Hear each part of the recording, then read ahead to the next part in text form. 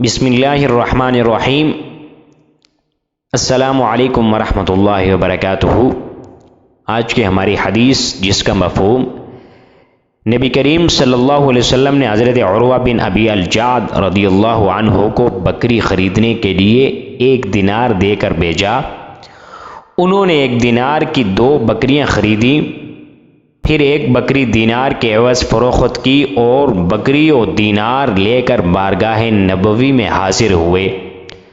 رسول اللہ صلی اللہ علیہ وسلم نے ان کے لیے خرید و فروخت میں برکت کی دعا فرمائی۔